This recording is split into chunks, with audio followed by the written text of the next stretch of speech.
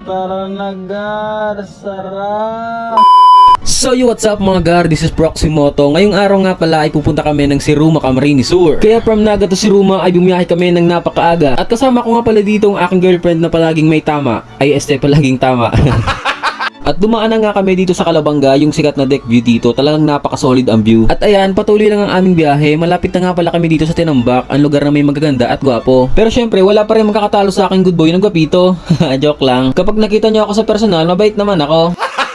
Gago! At nandito na nga kami sa Sagrada Siruma. Napakabilis pala ng takbo ko dito. Naka 1 million km per hour. Gayon. Oops. Ganda. Ganda. Sarap mag-rides. At ayan, malapit na nga kami, nakikita ko na nga pala ang Tandok at dyan pala kami mag-swimming. Ang pangalan nga pala ng resort ay Jonar Beach Resort. At sa wakas, nakarating na rin kami, almost 48 years na biyahe. Jonar Resort. At pagkarating nga namin dito ay tumitingin ako sa paligid ko kasi baka may makita akong naka 1 piece, ay naka 2 piece.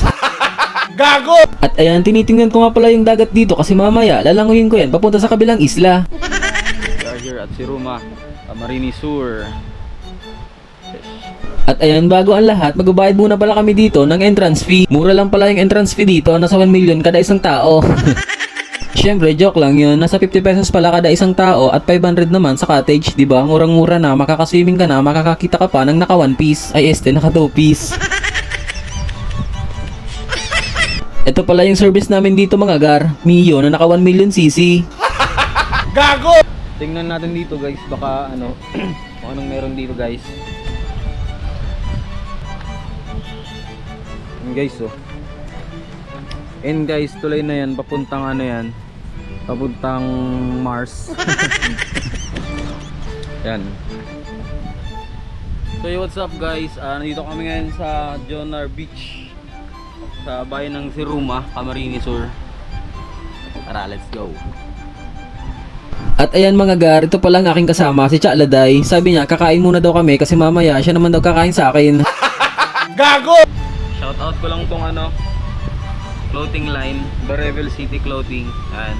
So ayun mga gar, bili na kayo dito sa The Revel City Clothing Line. Napakaangas ng design nila at napakakapal ng tela. Sa tropa ko pala yung mga gar at available siya dyan sa may Visage Vape Shop. Dyan lang yan sa may San Felipe, Naga City. At ayan, sabi nga dito ni Chaladay, dahil walang kataw-taw dito, siya na lang daw ang magsusuot ng 1 piece.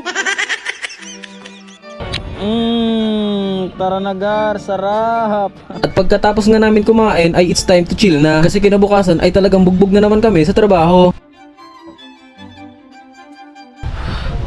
Here in Bicol, we don't say, sarap. Instead, we say,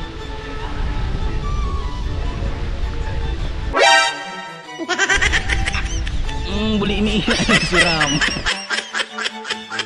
At sa mga oras na to ay ini-enjoy na lang namin ang moment na to kasi kinabukasan ay talagang back to normal na naman kami sa trabaho. Hanggang dito na lang, kita-kits na lang tayo sa aking mga next vlog. Bye bye! And nga pala, don't forget to like and follow my page for more videos. Bye bye!